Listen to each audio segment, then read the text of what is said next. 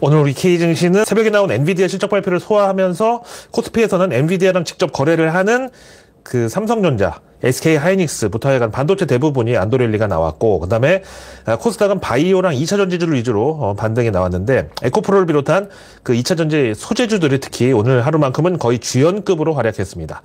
코스닥 지수는 코스피하고 장중에는 동반 상승세를 펼치다가 결국 막판에는 상승해서 소외가 됐습니다. 그 다음에 이제 외국인들은 오늘도 역시 코스피, 코스닥 양시장에서 이제 엔비디아 영향권 밖에 있는 종목들은 전부 또 순매도로 일관했는데, 여기 저는 가장 큰 이유가 바로 금양 같은 한국 증시의 그런 암덩어리들 때문이라고 봅니다. 물론 이제 월가에서도 뭐 그런 광산 개발 아니면 뭐 신물질 뭐 이런 것들로 예전에는 많이 해먹었지만, 그건 진짜 거의 쌍팔년도 얘기고, 이제는 그런 거 잘못하다가는 80년형 받은 메이도프처럼 일가족이 그냥 골로 가버리니까 감히 이제는 그러지를 못하는데, 이 K증시에서는 아직도 그런 야바위랑 마바라들이 판을 치고 있으니 당연히 외국인들이 한국 주식 자체에 대한 신뢰도가 떨어지고 당연히 한국 증시 전체에 대한 비중을 늘릴 생각이 안 들죠.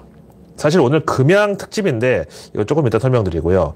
일단 엔비디아 실적의 경우는 회계 기준상 여기는 3분기가 8, 9, 10월이기 때문에 우리로 치면은 한 3.5분기 정도로 뭐 말할 수 있는데, 그러니까 IT 업계 빅테크에서는 가장 최신 실적인 거죠.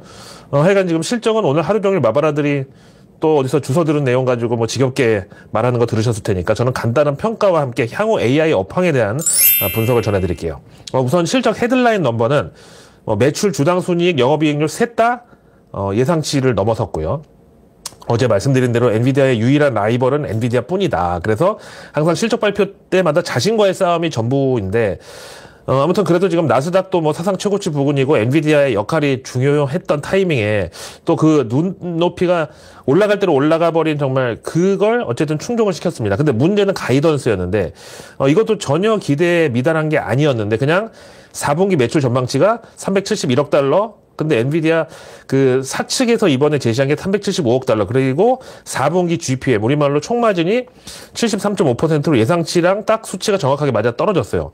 근데 이런 높았던 눈높이를 충족시켜준 것보다는 왜 수치가 똑같이 수치스럽게 나왔냐고, 왜 넘어서지 못했냐고, 이걸 가지고 실망 매물이 나왔는데, 오늘 미국 증시 마감 후에 실적 발표하고 애프터마켓에서 처음에는 왕창 매물 맞고 6% 가까이 추락을 했다가, 그래도 이제 반발 매수세가 귀신같이도 출현하면서 엔비디아는 하여튼 모든 바이온 딥, 그러니까 조정시 무조건 매수 관점으로 먹자, 이래서 이제 결국 보합권까지 만회를 했습니다. 그리고 엔비디아 CFO는 컨퍼런스 콜에서 최근 발열 문제 비롯해가지고 뭐 결함 시비가 있었던 블랙웰의 경우는 정상적으로, 이것도 정상이란 말도 괜히 오해 살라. 그러니까 예정대로 출시가 계속 될 거고, 내년 2025년 1년 내내 블랙웰의 수요는 공급을 초과할 거라고 밝혔습니다.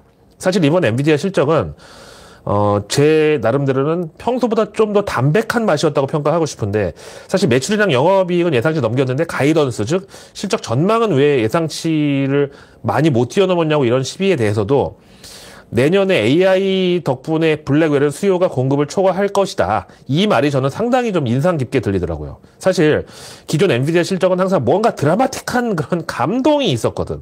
그럼 여기에 대한 이제 시장의 반응도 으아 감동받았다 가자 막 이런 약간 도파민을 자극하는, 그리고 약간 뭐랄까 착한 과열 뭐 그런 측면이 있었다면, 이번에는 뭐 앞에 컨센서스도 그렇고 하긴 현재 고점 피로감이 누가 봐도 뚜렷한 상황에서 여기 이제 그런 카페인이 잔뜩 들어간 자양 강장제를 입에 먹여주기보다는 그냥 팩트 위주로 담담하게 이제 진정 효과를 줬다는 거죠. 뭐 그 화장품 전문가들 분들은 잘 아시겠지만, 이게 이 사람 피부도 이렇게 막 그 생기와 활력을 막 부스트를 줘야 할 때도 있지만, 때로는 이제 진정 효과가 필요할 때도 있잖아요. 그래서 이제 가이던스가 이번에 보수적으로 나온 것도 어떤 측면에서는 엔비디아 입장이 현재 우리가 더 팔고 싶어도 수요에 비해서 공급이 딸리는 이런 상황이기 때문에, 우리가 가이던스 솔직히 얼마든지 뻥튀기 하려면은 할 수 있는데, 그러고 나중에 가서 아니 주문이 밀려 있는 거 팩트고, 근데 하루 24시간 공장 잡아 돌려도 물량을 못 맞추는 게 왜 우리 잘못이냐, 줄을 너무 많이 서서 거기다 또 새치기까지 하고 막 난리다.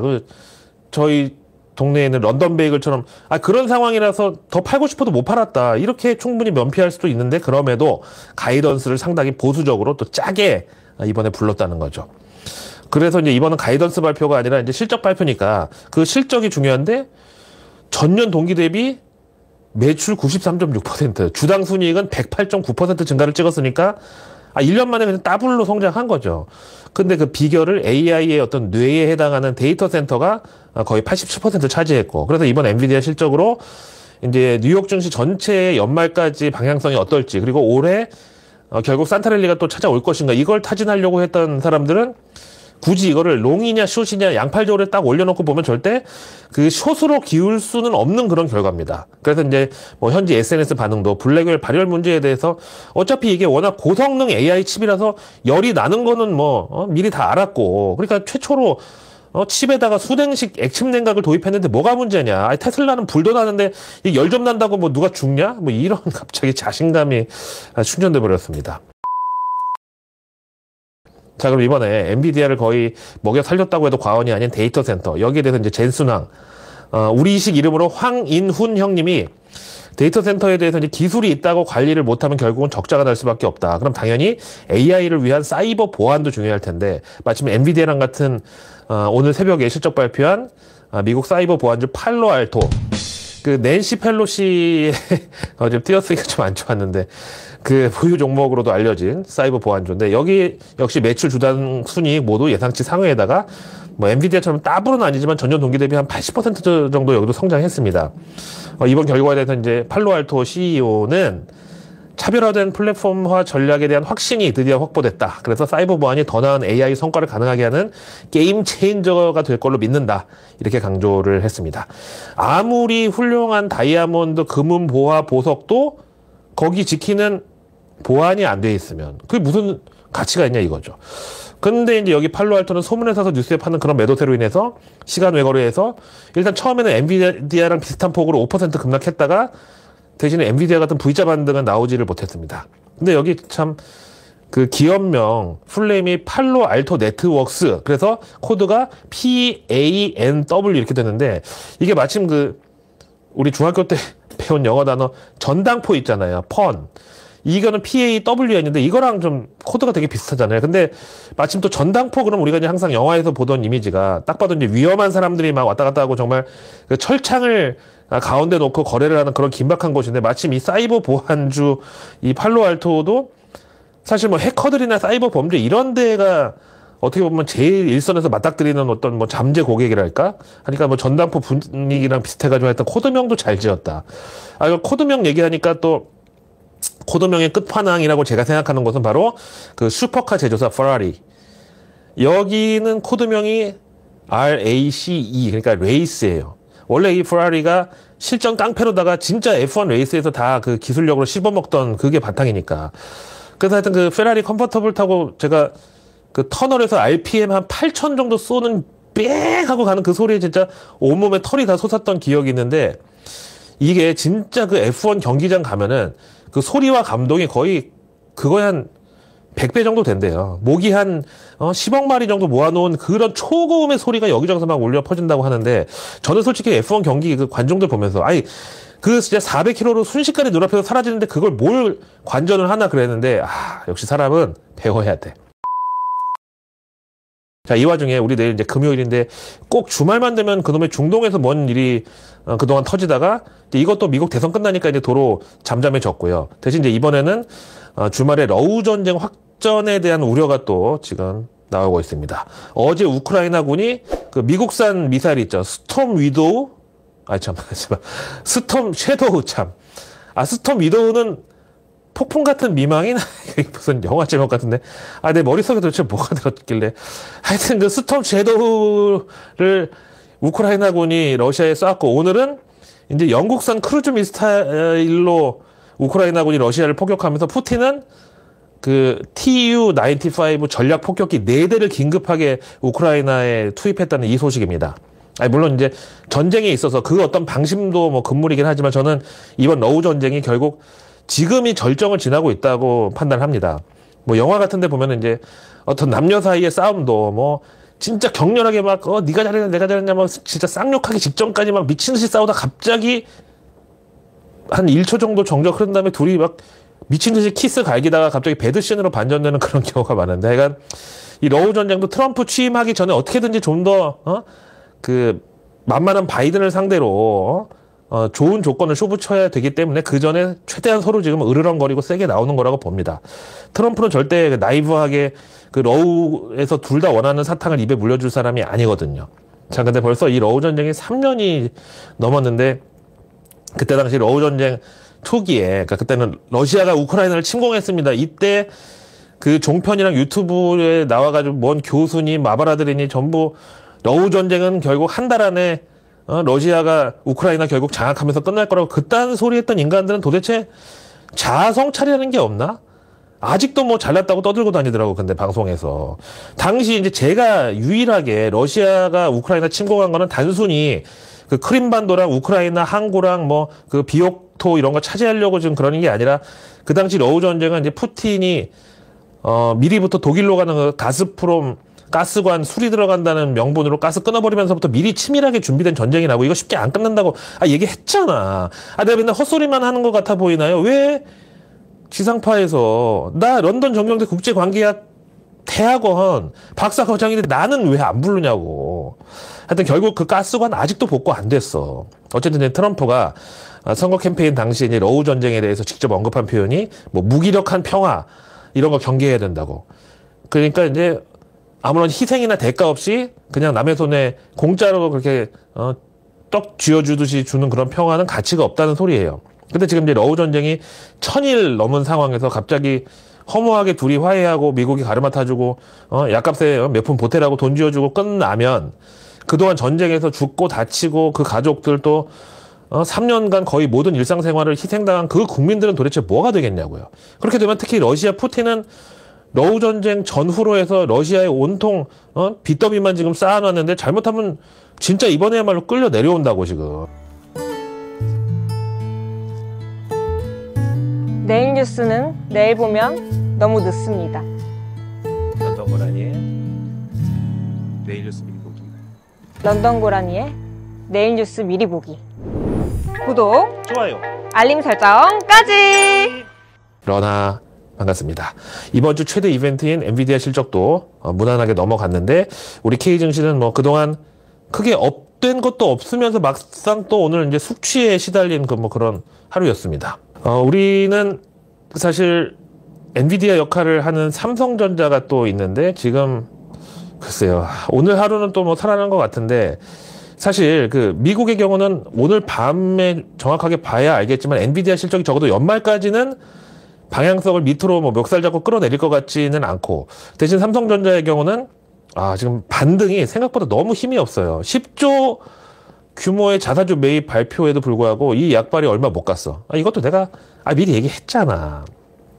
하여튼 지난주에 그 49,900원 찍고 갑자기 내가 이건 못 참겠다고 벌떡 일어나는 재수출을 취하다가 다시 누워버리니까 그게 일어나려고 그런 게 아니라 그냥 오른쪽으로 누워있던 거 왼쪽으로 돌아 놓으려고 약간 그런 정도인데 그걸 보고 호들갑던 게 아닌가 이런 회의적인 반응도 있고.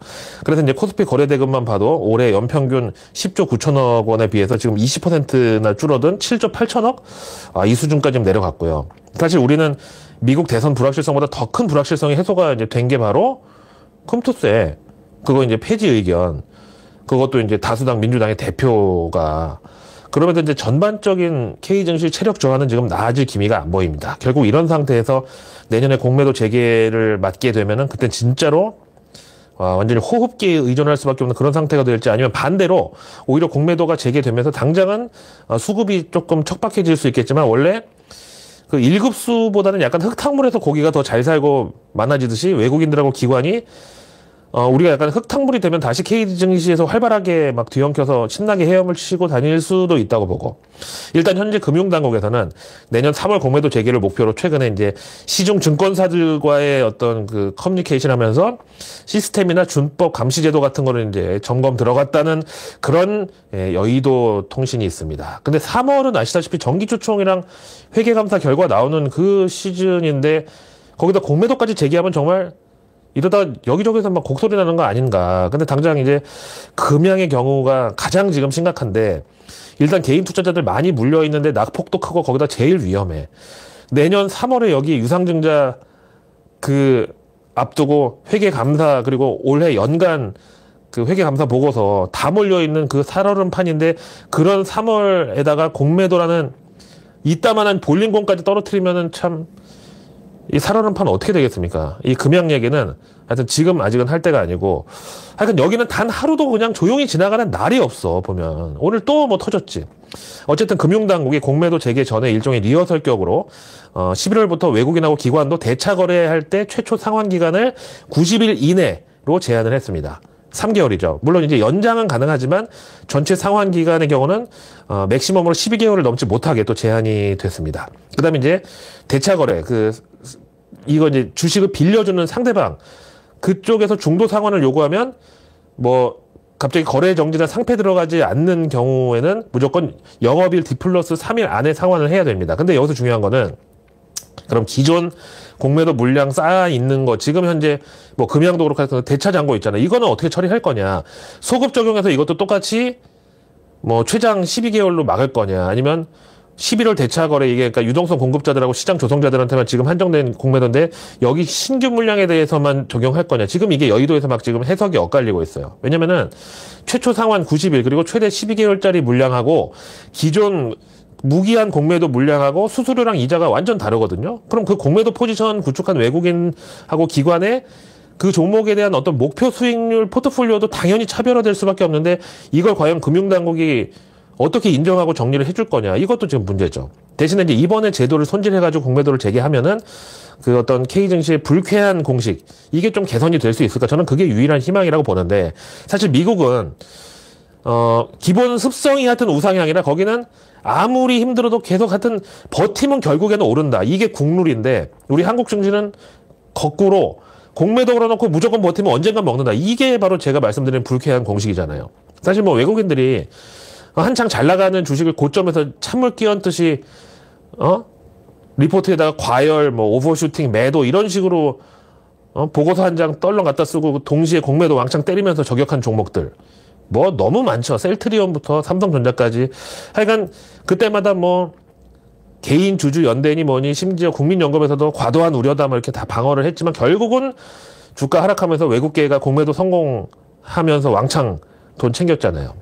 자, 이제 거기다가 이제 금투세의 경우도 이재명 대표가 지난번에 그 재판 앞두고 다급하게 금투세 폐지에 동의한다고 그래서 급한 불은 껐는데 지금 민주당에서는 가상자산에 대한 과세는 이제 유예 없이 5천만 원 한도로 당장 시행하겠다고 이걸 다음 주 화요일 26일에 국회에서 지금 처리하겠다고 발표했습니다. 여기에 대해서 금감원은 기업들의 가상자산 ETF에 대한 투자를 허용하지 않겠다는 입장을 고수하고 있는데 과세는 또 그럼 계속 밀어붙인다? 이게 도대체 뭐죠? 그럼 이제 이렇게 가상자산에 대한 과세는 금투세하고 다르게 5천만 원 한도로 그냥 유예 없이 밀어붙인다고 하면 뭐 근시안적으로는 코인에 몰린 자금이 증시로 유입되는 일종의 뭐 풍선 효과가 있을지 모르겠지만 이것도 만약에 또 공론화가 된다 그러면 아니 가상자산에는 부과하는 양도차익 과세를 가상도 아닌 현실자산 주식에는 왜 안 하냐. 이게 무슨 형평성 시비가 또 붙을 수 있단 말이죠. 그럼 이제 또 시장은 뭐 살아있는 생물이라고 역시 양도세를 매기는 자산은 다 이유가 있다. 돈이 되니까 매기는 거 아니냐. 그러니까 또 코인이 주식보다 돈 잘 버니까 그런 거다. 그러면 심지어 나라에서 양도세도 면제해주는 주식은 그거는 뭐 투자 하나만 하다. 이런 또 반작용이 나오지 말란 법이 없잖아요. 금투세보다 공매도보다 더 우리 K증시의 진상을 부리고 있는 금쪽이가 바로 이제 금양인데 어제에 이어서 오늘은 또 뭐냐. 어젯밤에 갑자기 KPI 뉴스라는 인터넷 매체에서 기사를 냈습니다. 뭐 듣보잡 아니냐 하실 수 있겠는데 이 언론사라는 거는 사실 뭐 지상파부터 조중동, 한경오 이런 흔히 말하는 메이저랑 또 인터넷 신문들 뭐 이름도 생소한 그런 데까지 원래 하여튼 어떤 언론사도 다 일진 기자들, 특종 잘 물어오는 기자들은 있거든요. 근데 그 일진 기자들끼리는 또 서로 다 통해요. 그래서 예를 들어서 뭐 어떤 인터넷 신문에서 어디 뭐 대기업 재벌가 며느리의 원정 출산 국적 세탁 그 소스를 물었어. 근데 자기들이 감당하기엔 너무 버겁잖아. 그럼 이제 메이저에 아는 일진 기자한테 토스를 한다고. 그럼 이제 또 반대로 그럼 메이저에 있는 일진 기자는 취재하다가 진짜 엄청난 진짜 뭐 특종을 캤어. 어디 뭐 중소기업 사장 2세가 뭐 마약 빨고 뭐 이렇게 했어. 근데 그 대상이 뭐 메이저가 다루기에는 좀 짜친다. 그러면 이제 자기가 아는 그런 인터넷 신문 일진 기자한테 또 토스를 하고 서로 하여간 이런 식으로 어떤 언론사든 네임드 기자들은 서로 다 이제 교류를 한단 말이죠. 하여튼 근데 이 KPI 뉴스라는 데서 아예 작정하고 금양의 지금 재무적인 리스크를 아주 그냥 도마 위에 올려놓고 회를 치면서 이게 얼마나 가겠냐 하다가 결정적으로 그 몽골 광산에 대한 기획 취재까지 들어갔는데 여기 제목이 이 기사 제목이 벌써 한 3번 바뀐 것 같아. 밤에 2번 바뀌었고 아침에 1번 바뀌었고 하여튼 처음에는 금양이 그 1028억에 인수한 몽골 광산 채굴권조차 없어. 이렇게 제목 썼다가 중간에 또 확인 안 돼. 였다가 지금은 또 있냐 없냐 이렇게 바뀐 건데 이 과정이 이제 조금 이따가 말씀드릴 거고 약간 최초 보도에서 금양이 인수한 그 몽골 광산 이름이 몬라 LLC잖아요. 여기가 정작 해당 광산에 대한 채굴권을 안 갖고 있다고 폭로를 한 거야. 뭐 아시다시피 이제 포스코 그 리튬 염호도 그렇고 하여튼 작년 재작년에 한창 2차 전지 광물 해외 광산 개발 붐이 일었을 때 제일 중요한 게 바로 채굴권이잖아. 이를테면 이제 그 조폭들이 나이트클럽 인수하는데 거기에 이제 정작 나이트클럽 인수하고 보니까 유흥시설 영업신고증이 없어. 이건 끝나는 거야. 그거 없으면 그냥 이제 조명 달린 카페 되는 거고 아니면 콜라텍 되는 거고 하여튼 그래도 광산도 만약에 채굴권이 없으면 그냥 아니 저기 동굴 관광지나 다름없는 거야. 하여튼 근데 이 KPI 뉴스에서 몽골 국가등록청 법인등록부를 깠는데 그 몬라 LLC가 가진 허가가 광물 탐사, 육로 화물, 운송수단 도매 거래 이거밖에 없었던 거야. 그러면서 몽골 정부는 허가가 필요한 업종을 이제 22종으로 나눠놨는데 채굴권에 해당하는 게 바로 0729 코드가. 근데 그 몬라가 보유한 코드는 7490인데 이거는 기타 전문적 과학 기술 활동으로 분류가 되는 거라서 이건 채굴이 아니야. 채굴권이 아니야. 그래서 그 몽골에서 리튬이나 텅스텐을 채굴하려면 0729 이게 이제 기타 비철금속 광석 채굴 이 허가가 있어야 되는데 몬라는 그게 없고 그냥 과학기술 활동 탐구생활 뭐 이 서클도 아니고 그래서 이제 어젯밤에 이것 때문에 또 난리가 났어요. 왜? 이 KPI 뉴스에서는 뭐 이 기자도 지금 금양에 물려가지고 완전히 빡쳤는데 하여간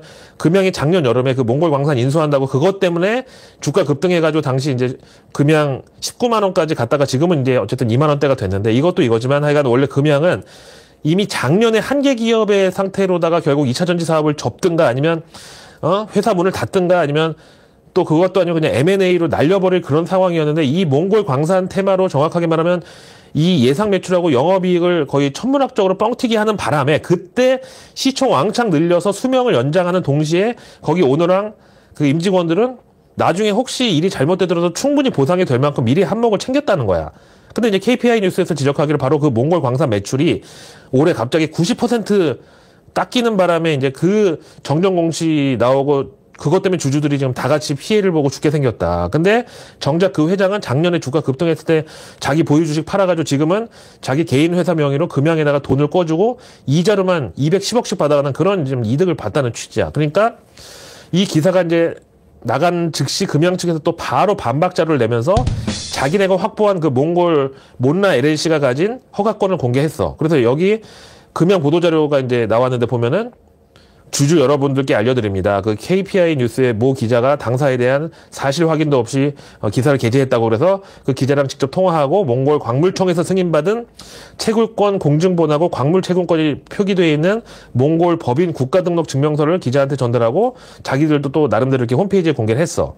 근데 저는 뭐 몽골어는 모르지만 하여튼 뭐 화질이 너무 구려가지고 번역기조차 인식이 잘 안 돼. 근데 뭐 이거는 사실 뭐 진짜다 가짜다라는 것보다는 뭐 법원에서 그 재판 자료 뭐 복사를 해도 화질이 뭐 이 정도밖에 안 되니까 그렇다고 뭐 공문서로서 가치가 없다는 소리는 또 아니고요. 하여간 그래서 아마 밤새도록 그 KPI 기자랑 금양 측이랑 이제 싸운 것 같은데 이 과정에서 나온 게 그 기자는 이미 기사 쓰기 전에 금양 측에다 여러 번 전화도 했고 이메일도 보내고 하여간 나름 해명을 요구하면서 기회도 줬는데 그때는 묵묵부답으로 일관하다가 막상 기사가 나오니까 이렇게 급하게 반박 자료를 내고 또 여기 뭐 일부 언론의 허위 사실 보도라고 이렇게 이제 맞대응을 했다는 거죠. 그래서 이제 앞에 보신 기사 제목도 있나 없나 이렇게 약간 매기는 듯한 그런 미다시로 이제 바뀐 건데 최종적으로 하여튼 근데 이제 KPI 측에서는 자기네가 확인한 몽골 정부의 허가 코드에는 하여튼 이런 게 없다. 그래서 도대체 어떻게 된 영문인지 이걸 해명하라고 그랬는데 금양 측은 왜 그게 빠져 있는지는 우리도 모른다.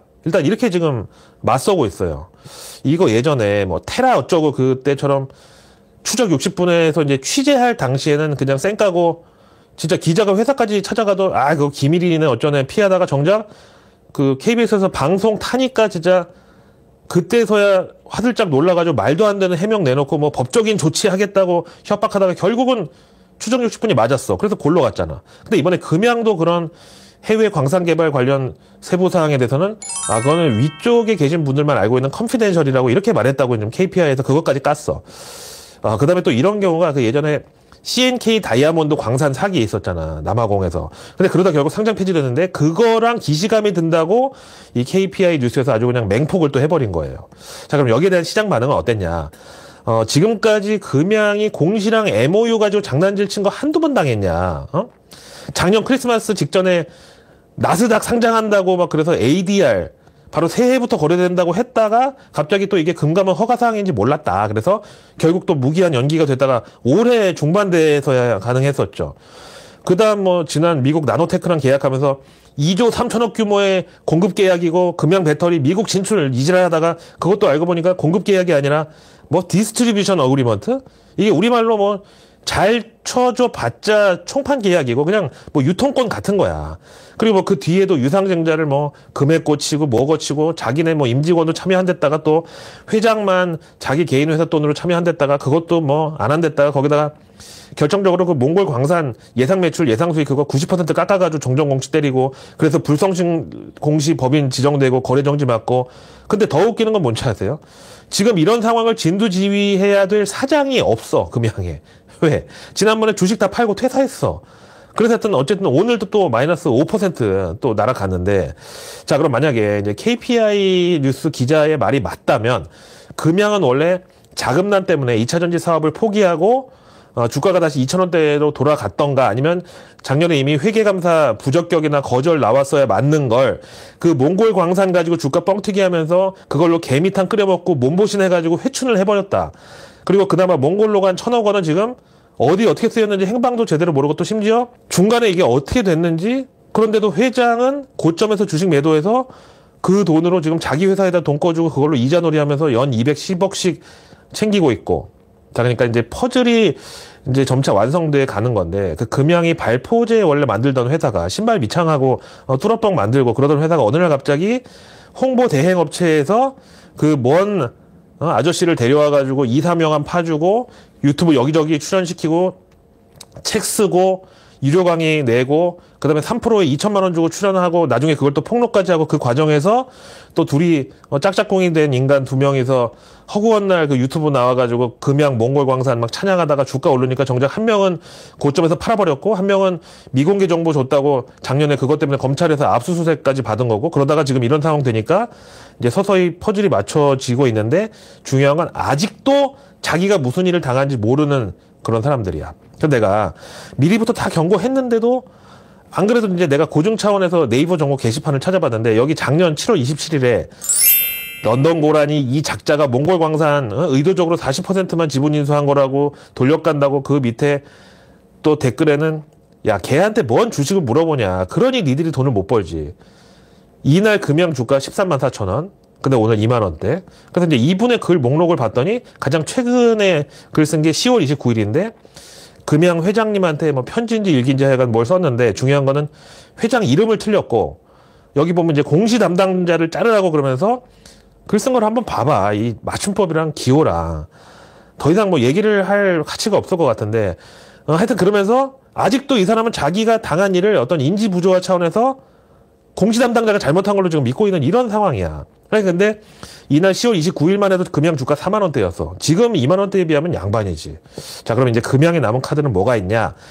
지난 삼성전자처럼 대주주 물량 털릴 그럴 주식담보대출 반대매매 가격대가 다가오니까 10조 원의 자사주 매입 발표를 해버린다?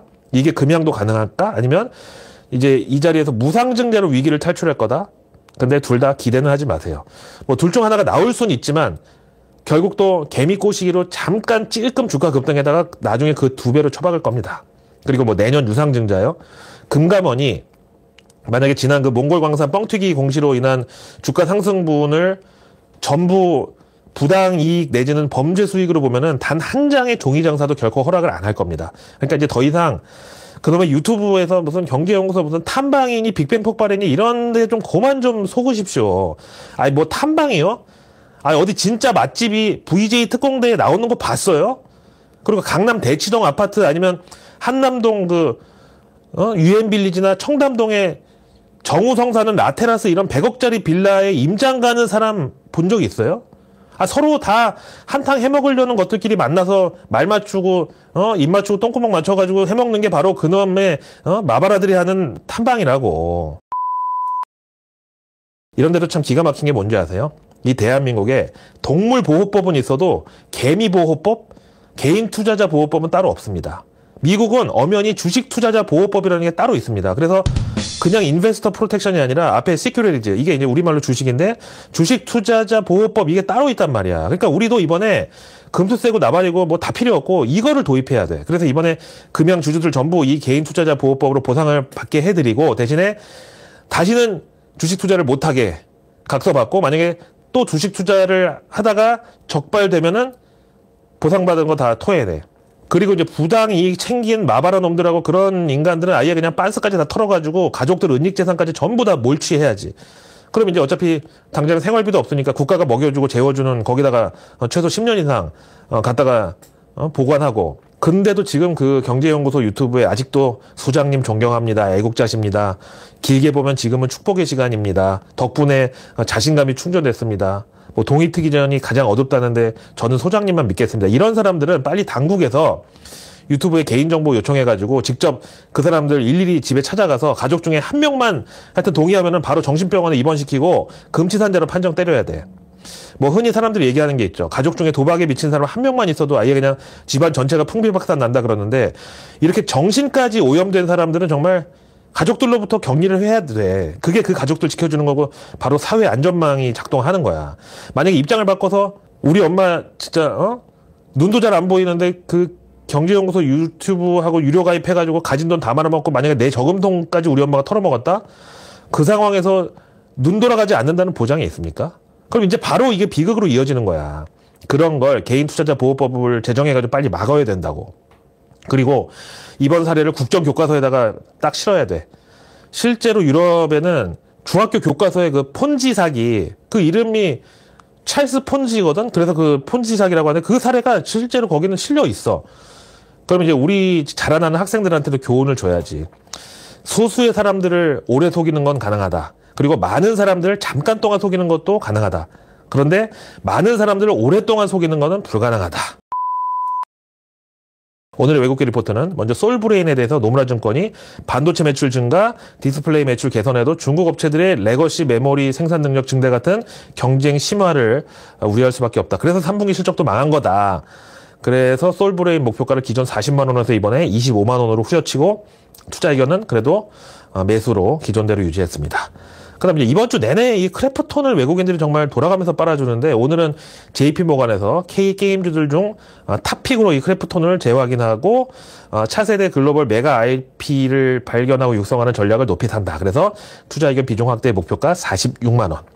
그다음에 이제 맥쿼리 증권이 K조선업에 대해서 내년 초부터 미국의 LNG 수출 프로젝트가 승인될 가능성이 높아지면서 LNGC 공급 과잉에 대한 우려는 한마디로 기우다. 그래서 HD 현대중공업 목표가 24만 원에 투자 의견 아웃퍼폼, 즉 시장 수익률 상회.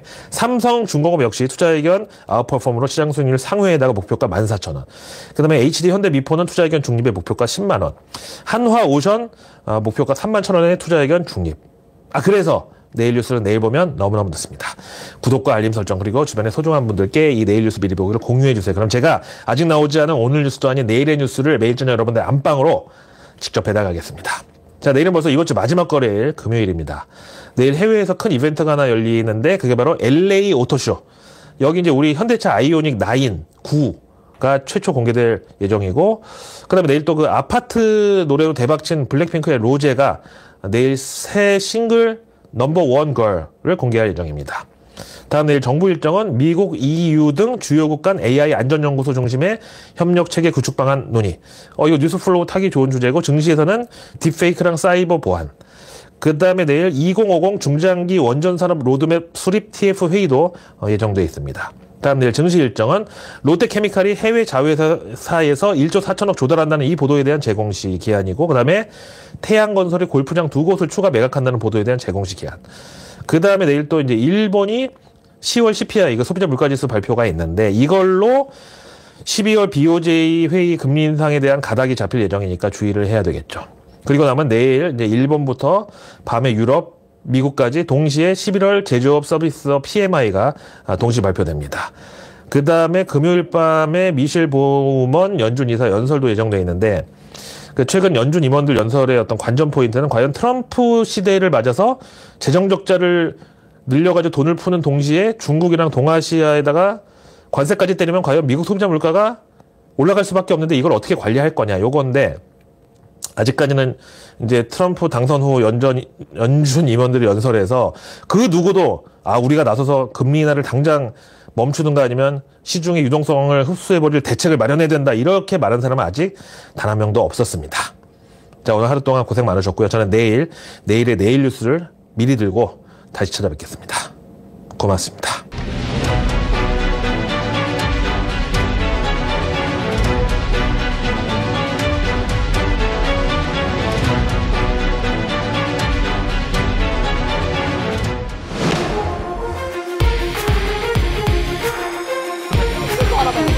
그런 걱정하지 마. 아주 무서운 뉴스까지.